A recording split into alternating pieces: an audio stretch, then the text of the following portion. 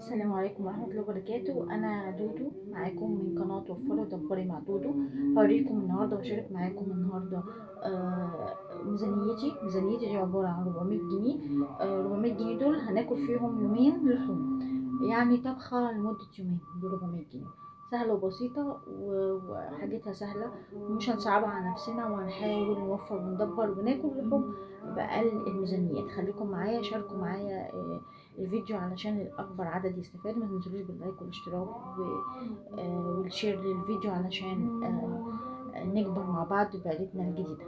بصوا بصوا معايا كده اهي، ب20 جنيه الطماطم، ب10 الخيار، ب10 الشعرية، ب20 رز عشان يكفي يومين، ب10 مرقة. طبعا كيس الصلصة معانا هيساعد مع الطماطم اللي ب20 جنيه، وكمان معانا ب200 جنيه بانيه هيكفي يومين.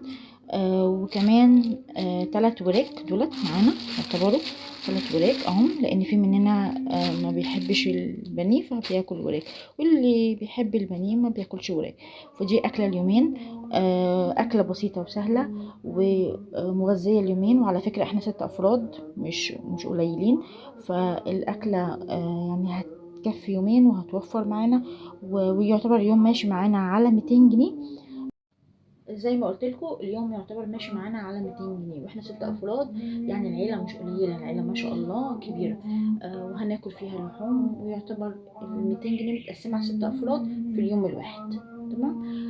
هتلاقيها اوفر بكتير، وهتلاقيها ممكن ناس تقول لك ان انا مثلا ما اقدرش اوفر 200 جنيه واعمل بيها طبخه. لا، هنعمل سهل جدا، ما فيهاش اي مشكله على فكره. ليه؟ لان انا هقول لكم ازاي، هحسبها لكم ازاي. اولا جبنا 200 جنيه بانيه، جبت 3 وراك دول يعتبروا 200 جنيه بانيه بيكفوا. يعتبر بالنسبة لي زي احنا 6 افراد، 4 افراد يعتبروا يومين ب200 جنيه بانيه. طبعا بقى الفردين دول اللي هياكلوا يعتبروا ال3 وراك. تمام. كمان ال20 جنيه رز بيكفي حلة حلوة كده تقعد يومين. معانا طبعا طبيخ في البيت، ممكن يبقى يكون عندك ملوخية، عندك بامية، عندك بسلة، عندك أي نوع خضار، بطاطس، أي حاجة اعمليها هتمشي معاكي وهتسهل. جبت ال20 جنيه رز يكفي يومين، ب10 شعرية برضه عشان تكفي يومين. كمان المرقة والصلصة والطماطم والموضوع كله يعني بالظبط هو ما كلفنيش 400 جنيه. بس لو حتى احتجت رز، احتجت طماطم، هكمل من نفس 400 جنيه، والموضوع معايا سهل وبسيط. خليكم معايا في ميزانيات تانية كتير وافكار هديها لكم ازاي تعرفي تمشي البيت بابسط الامور، وكمان تاكلي اكل مفيد ويرضي كل الناس اللي عندك في البيت، من غير ما حد يقولك انا ما بحبش ده او بحب ده، وبترضي كل الاذواق. مع قناة وفري ودبري مع دودو هتعرفي تعملي ميزانيات حلوة كتير، وهتلاقي نفسك بتاكلي أكلات هترضي أطفالك ومغذية جدا وبأسعار بسيطة. بس فكري ووفري وهتعرفي تدبري إن شاء الله. دي ميزانية طبيخ، يعتبر الطبيخ ده اليومين، هنطبخ لمدة يومين ب400 جنيه، يعني اليوم واقف معانا على 200 جنيه. وكمان الطبخة دي ل6 أفراد. خليكم معايا في الفيديو الكبير، تابعوني على القناة واعملوا، ما تنسوش تعملوا لايك واشتراك علشان تستفيدوا من تدبيراتي، وكمان انا اسعد بصحبتكم. يلا، بعد ما وريتكم الاكل، ميزانية الاكل ب400 جنيه يومين ل6 افراد، تعالوا نشوف الاكل بعد ما خلص. يلا خليكم معايا. بصوا بسم الله ما شاء الله. بصوا يعني خلصنا الاكل كله الحمد لله. بس اول حاجه هنشوفها هي الرز.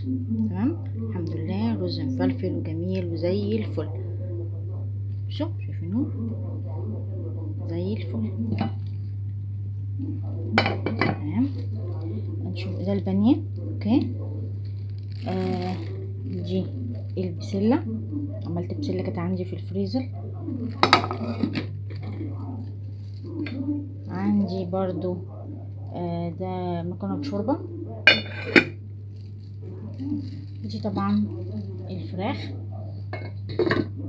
ودي برضو كانت عندي في الفريزر كيس من السمبوسة بالجبنة، كلنا بنحبها. ودي كانت نهاية اكلتنا النهاردة.